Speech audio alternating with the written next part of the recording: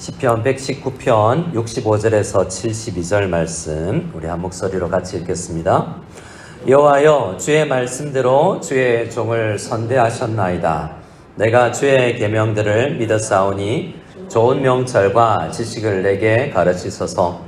고난 당하기 전에는 내가 그릇 행하였더니 이제는 주의 말씀을 지키나이다.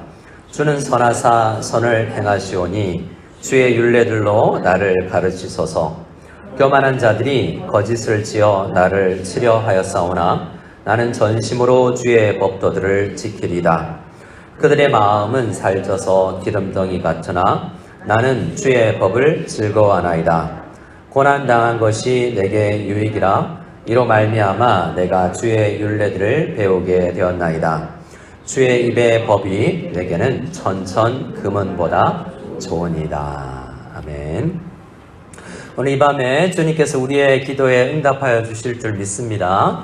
오늘 또 이 시편 기자의 고백처럼 말씀이 더 좋아지게 되고 하나님과 더 가까워지게 되는 놀라운 은혜가 우리에게 있기를 소원합니다.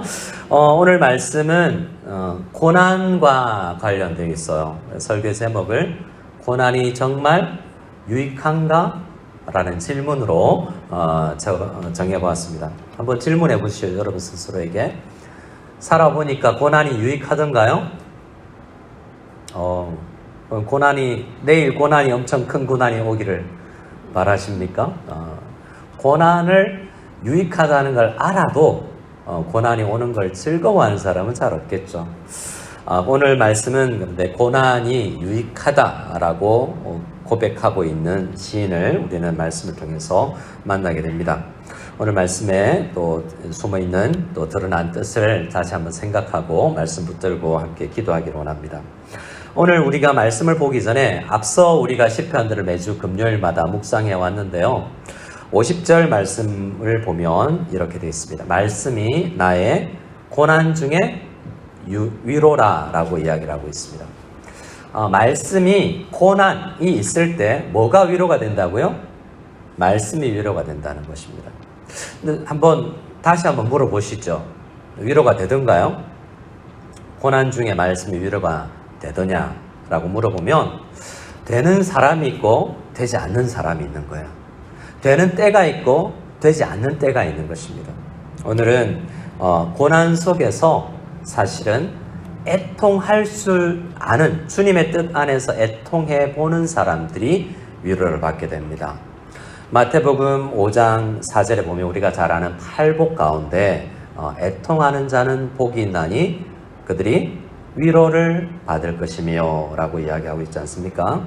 오늘 시편 119편의 50절 말씀이 나의 고난 중에 위로다라는 것은 이렇게 고난이 왔을 때 하나님 앞에서 울어본 사람, 딴 데 가서 한숨 쉰 게 아니라 하나님 앞에 애통하며 기도의 시간을 붙들고 또한 말씀을 붙들고 있을 때 끝내 그 말씀이 나에게 위로가 되더라라는 고백인 것입니다. 54절에 보면 나그네 길에서 나그네 된 집에서 말씀이 나의 노래가 되었다라고 이야기하는데요. 나그네 된 집이라는 것은 우리 인생을 이야기합니다. 인생은 무슨 길? 인생은 나그네 한번 불러볼까요? 인생은 나그네 길이라고 하죠. 인생은 나그네 길이라는 게 성경적인 의미이기도 하죠. 이 땅에 우리가 넓은 집에 살든지 좋은 차를 몰든지 이 땅에 사는 사람들은 다 나그네 인생처럼 얼마 있다가 떠나가는 인생입니다. 근데 나그네 인생에서 제일 중요한 노래의 제목, 우리 노래 부르잖아요. 노래의 제목이 뭐예요? 많은 사람들이 노래 부를 때 사랑을 이야기합니다. 헤어짐, 그리움 등을 노래하죠. 많은 주제들이 이 노래의 음악의 주제가 될 수 있지만 이 시인이 고백하는 것은 모든 주제가 사라져도 나는 찬양 말씀 하나만을 내가 노래할 수 있다라고 이야기하는 겁니다. 내 인생에서 나그네 된 인생에서 아무것도 없어도 말씀 하나만 남아도 감사합니다라고 고백하고 있는 게 지금 시인의 앞선 자세였습니다. 56절에서는 뭐라고 그랬냐면 따라해 주실까요? 내 소유는 하나님 말씀뿐입니다. 56절에는 하나님 내 소유 나 많은 것 가지려고 이 땅에서 나그네 인생 가운데서 출장 다니고 일하고 공부하고 학위 따고 열심히 살았지만 결국 내가 유일한 남는 것, 내 소유는 말씀밖에 없습니다. 이 말씀이 이야기하는 게 뭐죠? 어거스틴은 고백록이라는 책에서 무엇을 이야기했냐면 인생이 이 땅에서는 어디에도 안식을 얻을 수 없고요. 주님 품에 안겼을 때 그때 안식이 있다고 이야기하거든요. 이 주님 품에 안기는 하나님과의 관계, 그것만 남는다고 이야기하는 겁니다. 이 땅에서는 말씀 속에서 주님 품에 좀 안겨보는 그런 맛을 보는 거죠. 이 시인은 계속해서 젊을 때부터 하나님의 말씀을 붙들고 수많은 고민, 고통이 진짜, 고통이 너무 이해가 안 된다. 고통이 있다면 하나님이 없는 것 아닌가? 라는 의심을 들게 만든다는 거죠. 하나님이 선하시다면 우리에게 이 고통이 없는 세상을 만드셨을 텐데 예수 믿으면 고통을 제거해 주시지 않겠는가라는 수많은 질문 가운데서 말씀을 붙들고 신앙생활 하다가 고통의 의미를 깨닫고 결국 하나님의 말씀만 유일하게 남습니다 라고 진짜 인생의 의미를 깨달은 시인의 모습을 보는 거죠. 57절에도 하나님, 나의 분깃은, 내가 유일한 내 유산은, 앞으로 받고 싶은 것은 말씀밖에 없습니다. 말씀밖에 없다는 이 말은 다른 말로 하나님 품에 안기고 싶고 하나님밖에 없습니다라는 고백이에요. 근데 이런 고백을 우리가 참 잘 하지 못하죠. 하나님, 나 예수 믿고 나서 복 받고 싶어요. 질병 안 걸리고 싶고요. 우리 자녀 좋은 대학, 좋은 직장 가졌으면 좋겠습니다. 이런 복음을 믿잖아요. 번영주의 복음을 믿잖아요. 우리 다 그렇게 예수 믿지 않습니까? 그런데 성경은 예수 믿고 나서 이 땅에서는 그걸 못 누릴 수도 있다라고 이야기합니다. 이 밤에 기도하러 왔는데 건강 좀 달라고 왔는데 좀 우리 자녀 좋은 대학이나 우리 가정의 경제적 어려움 때문에 건강 때문에 왔는데 성경은 그것이 없을 수도 있다라고 이야기합니다. 거지 나사로가 대표적이죠. 이 땅에 있을 때 아무것도 누려보지 못했지만 끝내 주님의 품에 안겨본 사람, 그것만이 유일하게 우리가 남는 것이다 라고 이야기합니다. 물론 은혜로 이 땅에서 우리가 기도하는 이 복된 건강과 관계의 축복, 재정적인 축복을 받아 누릴 수 있지만 성경은 모든 사람에게 그걸 약속을 하지 않는다는 거예요. 근데 시인은 깨달은 거죠. 이 땅에서 내가 유일하게 위로를 얻을 수 있는 것, 내 유일한 노래, 내 유일한 소유, 내 유일한 소망은 말씀밖에 없고 그 말씀 안에서 만나는 하나님밖에 없습니다 라는 고백을 하고 있는 것입니다. 오늘 말씀에서 우리가 읽은 65절부터는 이렇게 하나님 말씀밖에 없습니다 라고 고백해온 시인이 고백하는 거예요. 65절을 같이 한번 읽어보겠습니다. 65절을 같이 읽겠습니다. 여호와여, 주의 말씀대로 주의 종을 선대하셨나이다. 이 고백은 어디서 나온 줄 아세요? 악인들이 지난주 우리가 보는 것처럼 거미줄처럼 나를 똘똘 감싸고 있는 그 가운데서 주님이 저를 선대해 주셨습니다 고백하는 거예요. 여러분, 이 고백을 어떻게 할 수 있습니까? 이 단계를 지난 사람만이 할 수 있는 거예요. 여러분, 하나님, 저 많은 사람들의 오해, 많은 사람들의 질투, 경제적 어려움 가운데에서도 주님은 나를 선대해 주셨습니다라고 고백하고 있는 거나 마찬가지예요. 우리가 대부분 그런 환경 때문에 기도하러 왔잖아요. 근데 시인은 지금 기도를 시작하면서, 이 연에서 기도를 시작하면서는 하나님 감사합니다. 어떤 고난 가운데서도 주님 선대해 주셨습니다라고 고백하고 있다는 거예요. 놀라운 단계의 고백이 아니겠습니까? 이 인생을 뒤돌아봤을 때 하나님 선하십니다. 나를 선하게 대해주셨습니다고 지금 시인은 고백을 시작하고 있습니다. 어떤 면에서는 나와 좀 너무나 다른데? 나의 신앙의 상태와 너무나 차원이 다르다라고 이야기할 수 있겠지만 일단 시인의 그 고백을 먼저 따라가 보죠. 하나님, 고통 외면적으로는 환경은 감옥이고 질투고 시기고 또한 모함이고 오해이고 슬픔이고 아픔이지만 그 속에서 하나님의 위로를 발견했습니다 라는 고백인 거잖아요.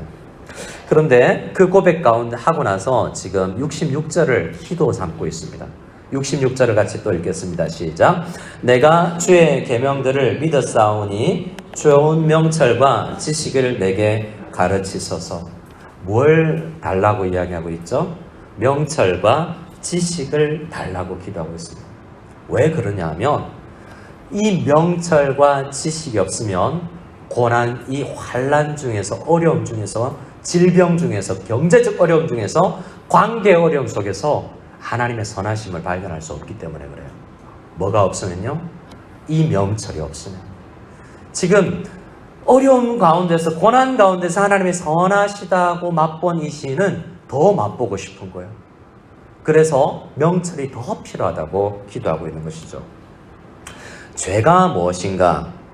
제가 말씀을 주중에 읽었는데, 죄는 그 시인은, 그 저자는 알리스트 맥그레스라는 그 영국의 유명한 과학자이자 신학자인 그 교수는 죄를 이렇게 이야기합니다. 죄는 우리가 하나님을 민감하게 느끼지 못하도록 하는 어떤 세력이나 힘이다. 뭐라고요?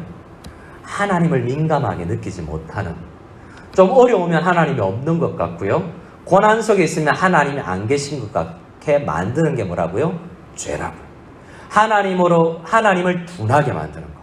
그것이 물질이 되었던, 그것이 사람이 되었던, 그것이 고난이 되었던 하나님에 대한 센스를 잃어버리는 것이 고난이 죄라고 이야기합니다. 그래서 그는 이렇게 이어갑니다. 그 죄는 마치 중력과 같아서 우리를 이 땅으로 끌어당긴다라고. 땅으로 끌어당기는 중력과 같은 게 있잖아요. 중력이 우리 눈에 안 보이잖아요. 근데 죄가 우리를 집어당겨서 끌어당겨서 이 땅의 것만 생각하게 만든다는 거예요. 세상의 것, 세상의 시각으로, 세계관으로 이 세상을 보면 어떻습니까? 고난당하는 것은 기쁨이 아니고 유익이 아니죠. 고난은 탈피해야 되는 것이고 없어져야 되는 것이 고난이죠. 근데 이 시인은 고난 중에서도 그 끌어당기는 중력을 이겨내고 마치 로켓이 우주 공간으로 날아가듯이 하나님의 은혜에 의해서 그 명철과 그 지식을 하나님 앞에 얻어서 그 고난 속에서도 하나님의 선하심을 발견할 수 있었다라고 고백하는 것입니다. 그래서 그 더 기도 제목이 하나님, 나 주의 명철이, 그 좋은 명철과 지식이 또 필요합니다라고 기도하고 있는 것이죠. 어떠한 환경 속에서 우리가 있는지 몰라도 정말 이 땅에 들러붙어 있어서 기도하지 못하게 하고 어떤 상황 속에서도 하나님을 느끼게 못하게 만든 것이 있다면 나는 지금 죄의 끌림 가운데 있다라고 생각해 볼 필요가 있습니다. 그러나 우리가 이 시인처럼 기도할 때 하나님께 이런 고백을 할 수 있을 것입니다. 67절 같이 읽어볼까요? 67절입니다. 시작. 고난 당하기 전에는 내가 그렇 행하였더니 이제는 주의 말씀을 지키나이다. 기도하면서 하나님 명철 주십시오, 지식 주십시오 기도하면서 고백이 뭡니까? 근데 그 명철과 지식은 고난 속에서 오더라는 것을 경험한 거예요. 고난 당하기 전에는 내가 그 명철과 그 지식을 얻지 못했다라는 것을 돌아보면서, 그 고난을 돌아보면서 명철 얻은 것에 대한 감사, 그리고 고난 속에서 하나님의 선하심을 발견한 것에 대한 감사. 그러니 고난 당하기 전에는 내가 그것을 몰랐다라고 이야기하는 것은, 하나님은 명철을 주실 때 하나님 앞에 나가는 죄를 돌파해 나가고 죄의 그 중력을 이기고 하나님 더 가까이 나가게 만드는 그 힘은 고난을 통해서 빚어진 나를 통해서 주신다는 것입니다. 헨리 나우엔이라는 유명한 학자가 있는데요. 교수 생활을 하다가, 하버드 대학 교수 생활을 하다가 떨치고 가난한 사람들, 병든 사람들과 함께 공동체 생활을 했던 분입니다. 헨리 나우엔은 이렇게 고백을 합니다.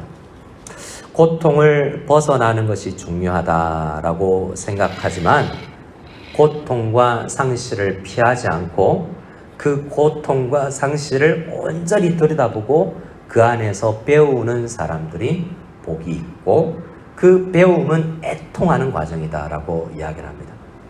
애통하는 자는 그래서 복이 있는 거예요. 고난이 오는데 그 고난 속에서 그 고난을 파헤치면서 그 속에서 하나님께서 주시는 놀라운 온전한 지혜와 명철이 있을 것이라고 알고 그 고난 속에서 몸부림치면서 눈물을 흘리는 사람, 그렇게 하나님 앞에 우는 사람, 그 사람이 복되다라고 헨리 나우엔은 이야기합니다.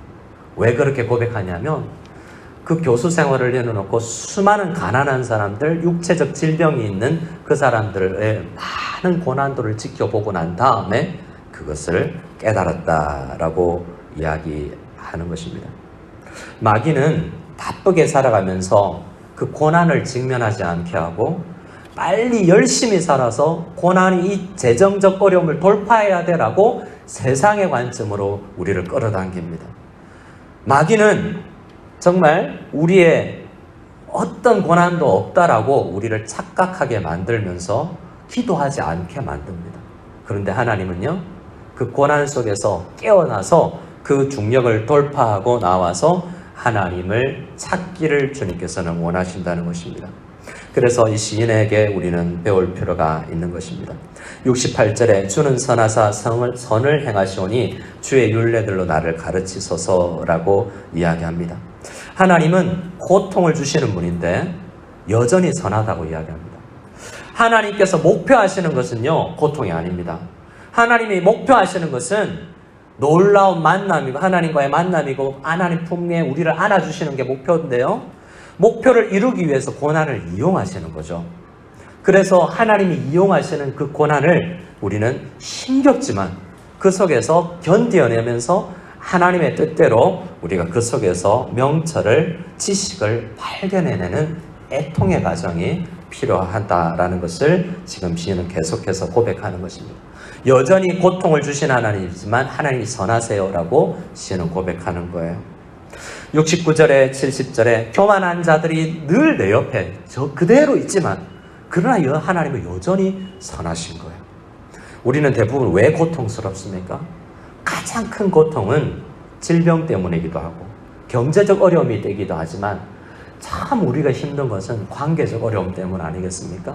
그 관계적 어려움 속에서도 여전히 하나님은 선하시다고 이야기할 수 있다라는 거예요. 여러분, 대인관계 속에서 우리는 아파서 하면서 여기 오잖아요. 근데 우리는 어떤 걸 선택하기 쉬워요? 그 사람 안 보고 그 사람을 멀리서 지켜보는 것으로 그냥 없는 것처럼, 고통스럽지 않은 것처럼 멀리 떨어지려고 합니다. 또 다른 것에 집중하여서 그 고통에서, 그 관계적 어려움에서 탈피해 보려고 합니다. 사탄이, 마귀가 우리를 시험하는 거예요. 없는 것처럼, 고난이 없는 것처럼 여기게 만드는 것이죠. 우리 구역장 모임을 하다가 한 분이 그런 이야기를 하더라고요. 어떤 다른 교회에 있을 때 한 분이 정말 보기 힘든 분이 있는데 자기를 오해 때문이라고 이야기를 하더라고요. 그런데 인사도 안 받아주더랍니다. 3년 동안 꾸준히 인사를 했대. 3년 동안 꾸준히 인사했는데 결국에는 가장 지금 가깝고 기도 제목 나누는 사람 관계가 되어 있더래요. 한 교회 다니면서 3년 동안 인사도 받아주지 않는 그런 관계, 얼마나 고통스럽겠습니까? 근데 우리의 인생 가운데도 그러한 고통, 어려움, 아픔, 슬픔, 외로움이 있는 거예요. 근데 그게 누가 준 거라고요? 선하신 하나님이 준 거예요. 부부와의 관계에서도, 친구 관계에서도, 학교 안에서도, 교회 안에서도 일어날 수 있어요. 하나님이 우리를 모아놓으셨는데 그 가운데서 일어나잖아요. 가족을 하나님께 엮어주셨는데 그 가운데도 일어날 수 있어요. 근데 그 고난은 하나님께서 주신 것이고, 그 고난, 나중에 명철을 깨닫고 나면 그 고통이 나로 인해서 일어나는 것이구나도 깨달을 수 있어요. 마치 내가 잘나서 나는 모함당하는 거라고 생각하지만 나중에 하나님께서 명철을 주실 때 그 고난 당한 이유가 나 때문이었고 네가 오히려 그에게 더 큰 고난을 주었다라고 깨닫게도 하세요.